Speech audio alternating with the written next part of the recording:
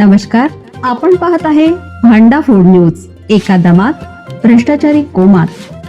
Social media, कर्जबाजारी, गुन्हेगारी, सट्टेबाजी, चोरी, मटका, जुगार, दारू, सावकारशाही, न्यायाच्या प्रतीक्षेत प्रशासन. भांडा फूड न्यूज. एका दमात भ्रष्टाचारी कोमात. पुण्यात सामान्यांच्या जीवाशी खेळ. बनावट मीठ, औषधी विक्रीचा प्रकार उघड. दुग्धजन्य पदार्थ, अन्न पदार्थात भेसळ तसेच बनावट उत्पादनांची विक्री करण्याचे प्रकार वाढले आहेत. एका नामवंत कंपनीच्या नावे बनावट मीठ तसेच औषधी गोळ्यांची विक्री करण्यात येत असल्याचा प्रकार उघडकीस आला असून या प्रकरणी गुन्हे आणि फुरसुंगी पोलीस ठाण्यात 2 स्वतंत्र गुन्हे दाखल करण्यात आले आहेत. हडपसर फुरसुंगी भागात एका गोदामात नामवंत उत्पादकांच्या नावे बनावट मिठाच्या पुड्यांचा साठा करून ठेवण्यात आल्याचा प्रकार उघडकीस आला. या प्रकरणी एका व्यावसायिकाविरुद्ध कॉपीराईट कायद्यान्वये गुन्हा दाखल करण्यात आला.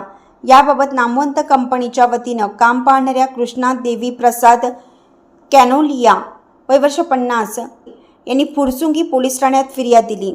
पोलिसांनी दिलेल्या माहितीनुसार हडपसर सासरवड रस्त्यावर फुरसुंगी भागात एका गोदामात नामवंत मीठ उत्पादकांच्या नावे बनावट मिठाच्या पुड्यांचा साठा करून ठेवण्यात आल्याची माहिती कॉपीराईट कंपनीतील अधिकारी कॅनोजिया यांना मिळाली होती.